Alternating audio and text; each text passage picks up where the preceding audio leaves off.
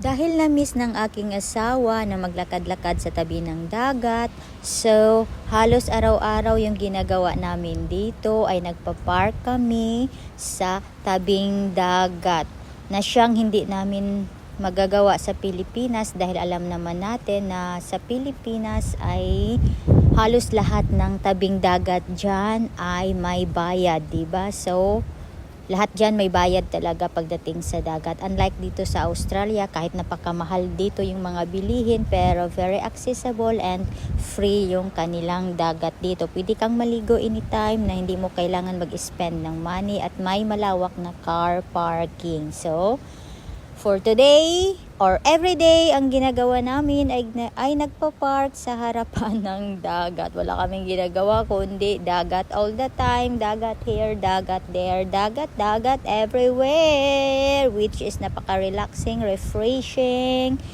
and may free wifi. So, ito yung gustong-gusto ko dahil may free wifi. So, ayan, yung asawa ko, nag-enjoy siya dahil ito yung life niya. Kaya kami bumalik dito sa Australia dahil na din po sa dagat. Yan lang po. Bye-bye. Thank you for watching.